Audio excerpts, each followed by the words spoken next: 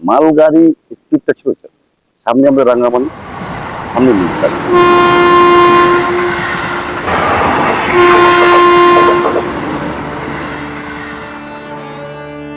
তাই তারপরে অ্যাম্বুলেন্স যাচ্ছে, কাটে গেছে, পা কেটে গেছে, ওগুলো গিয়ে হসপিটালে ব্যবস্থা করলাম। আবার ফায়ার গ্রেড আছে, সব কিছু। আমি নিব না, আমি মুসলিম, এটা হয়।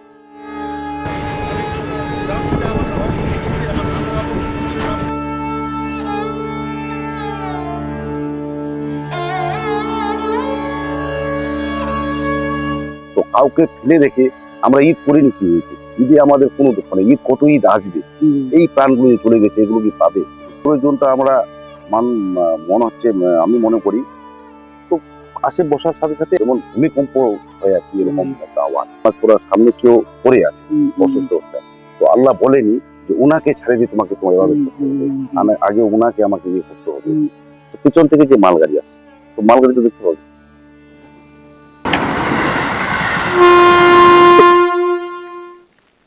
হাইলো ভারত ভূমি, বৃথা স্বর্ণ জলে ধুইলা বরাঙ্গত।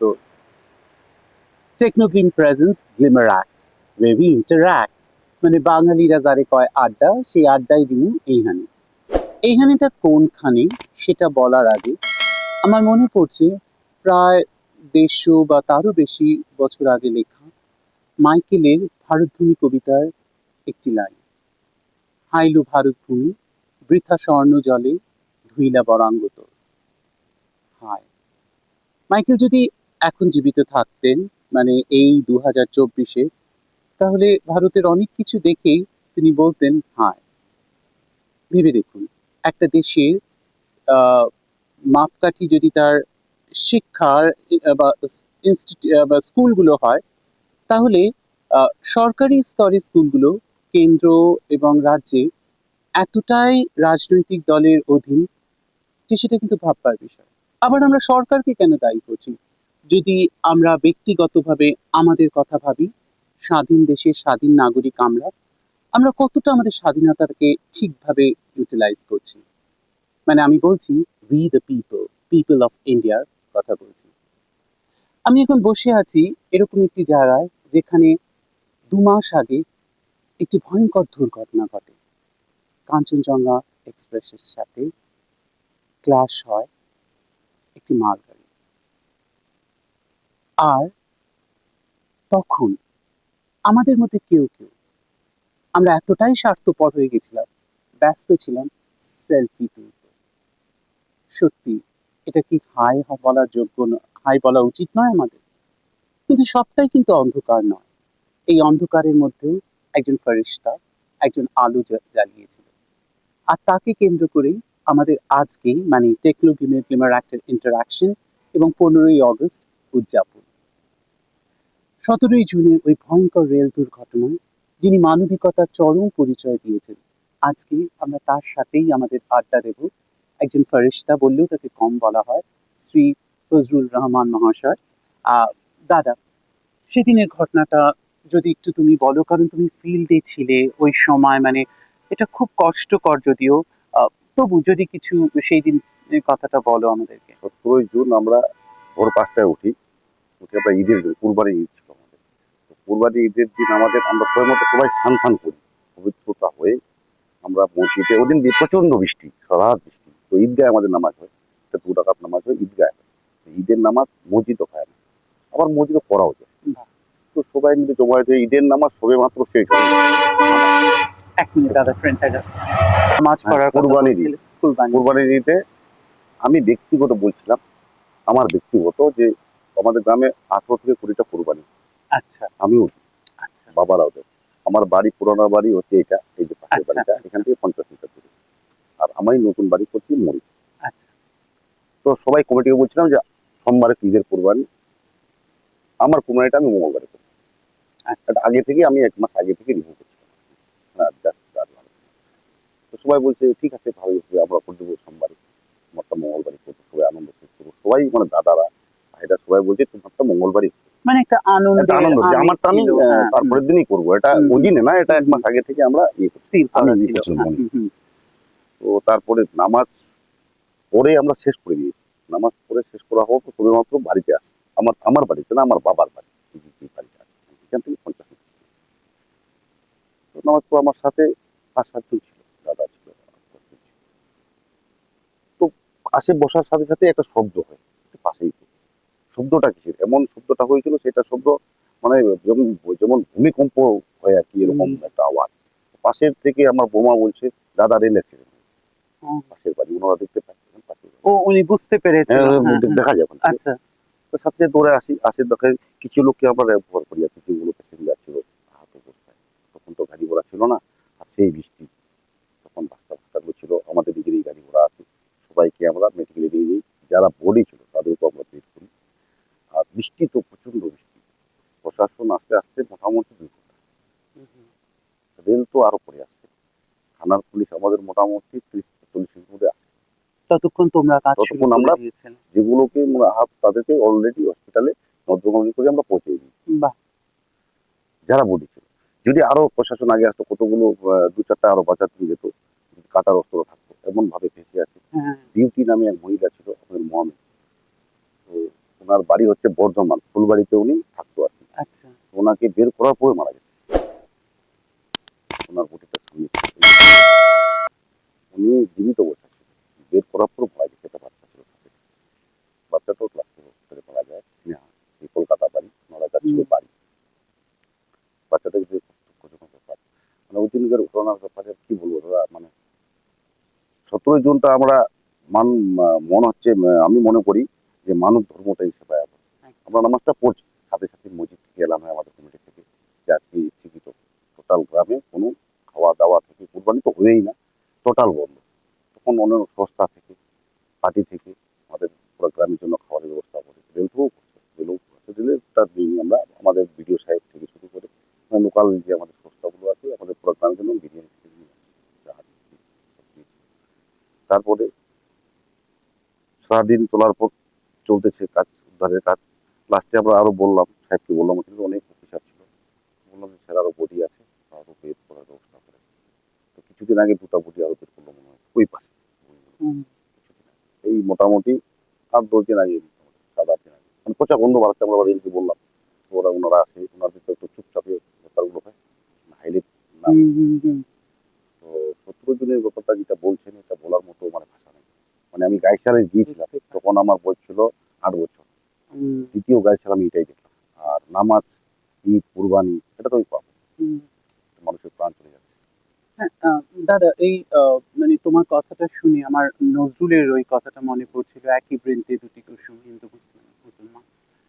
কিন্তু দাদা এই যে তোমার কমিউনিটি একটা আনন্দের আমেজ ছিল, সেখান থেকে একটা শোক, তোমরা সেদিন কোনো উৎসব করনি বললে, এবং তুমি মানবিকতাকেই সাপোর্ট করেছো, কিন্তু আহ, উম, এটা কি তোমার কমিউনিটির মধ্যে সবাই তোমার সাথে ছিল না? সবাই ছিল, মানে কেউ তোমাকে কোনো সমস্যায় পড়তে না, হয়নি না, যে না, না, কুরবানির মতন একটা জিনিস বাদ দিয়ে তুমি? না, না, আমাদের ছেলেগুলো যে ভাষাগুলো, সত্য ভাষা, মানে কয়েকটা দাদা ছিল, মানে ওদেরকে পরব মনে করিনি আমরা, যে আমাদের পরব করতে হবে। কেউ মারা যাচ্ছে, আর তাও মারার একটা ব্যাপার আছে, কেউ ফেসে আছে এমন ভাবে, কারো হাত ফেসে আছে, কারো পা ফেসে আছে।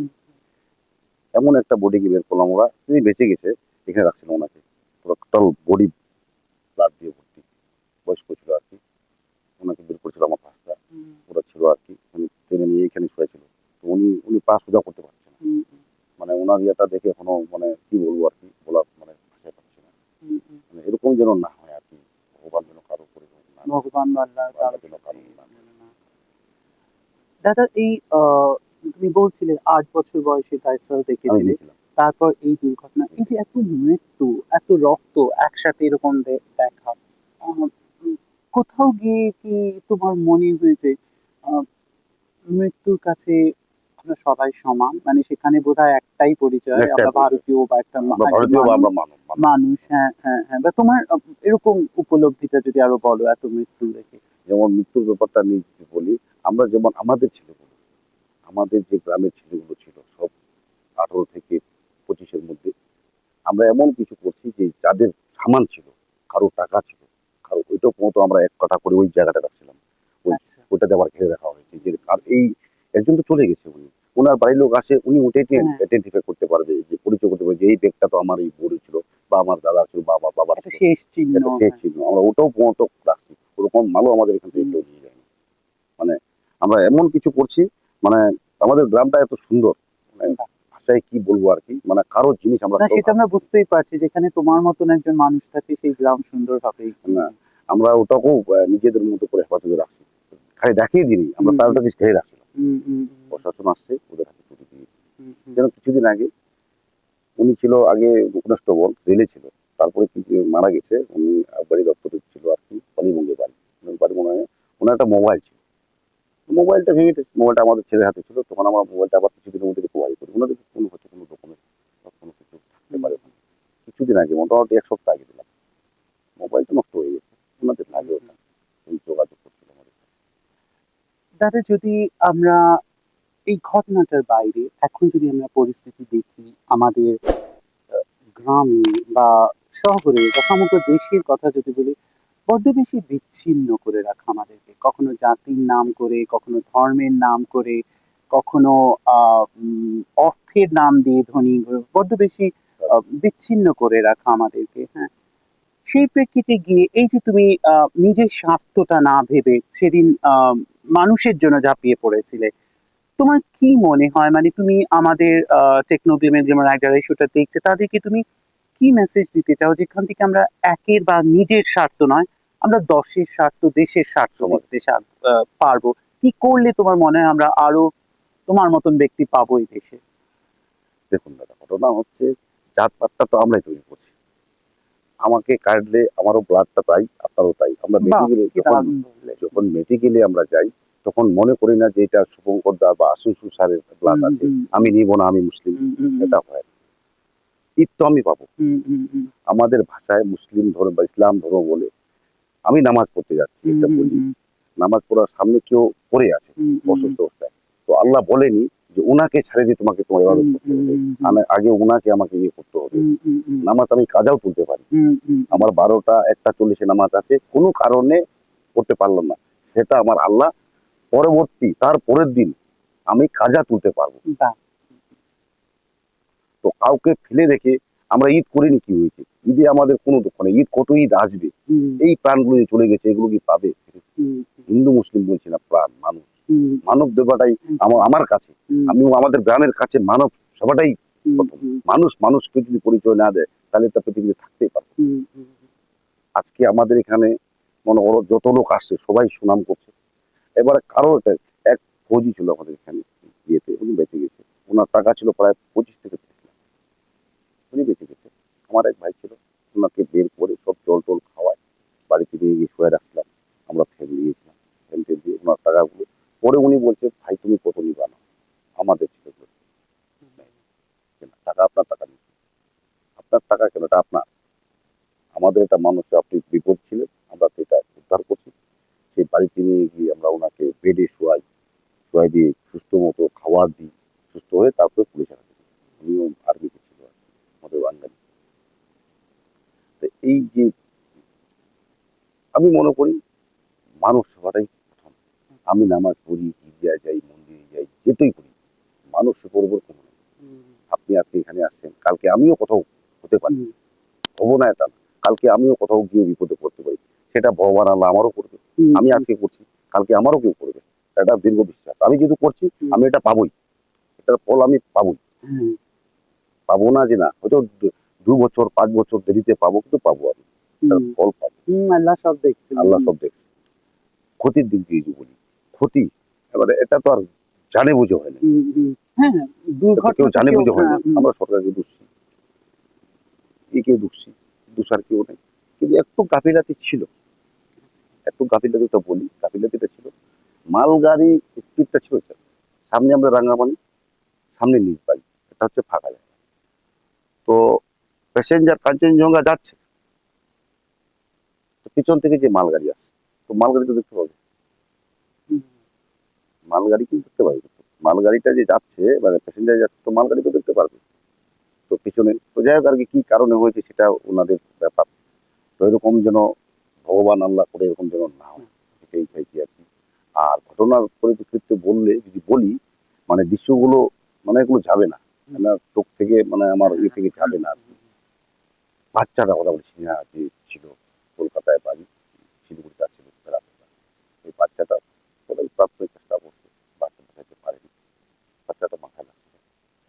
ফ্লাডও বের হয়েছিল। তো আমরা আগে থেকে বুঝতে পারছি বাচ্চার মতো ওখানে ডেট হয়ে গেছে। ওনাকে জীবিত অবস্থায় বের করার পর মারা গেছে। এরকম কতগুলো আহত প্যাসেঞ্জার ছিল, তাদেরকে ওরা জীবিত আছে কিন্তু বের করার পর মারা যায়। এরকম 3-4টা হয়েছে। আমরা মোটামুটি 9 থেকে 10টাকে বডি বের করছি, হয়তো 9 করে 3-4টা মারা গেছে পরে। এটা আমরা আমাদের কাছে খবর আছে। দাদা, আজকে আমাদেরকে এখানেই ইতি টানতে হবে। খুব ভালো লাগলো তোমার সাথে কথা বলে। খুদাহাফেজ। আর আমরা টেকটু গ্লিমার অ্যাক্টের তরফ থেকে আমাদের 15ই আগস্টের মেসেজ দিতে গেলে A.R. রহমানের গানের একটা গানের লাইনের কথা আছে, জিনা উস্কা জিনা যে জিনে দে। খুব সুন্দর একটা দেশে আমরা থাকি। দাদা যে বললেন আলটিমেটলি সবাই মানুষ বা রক্তের রং সবার ক্ষেত্রেই লাল, সেটা মনে রেখে চললে ট্রেন যাচ্ছে।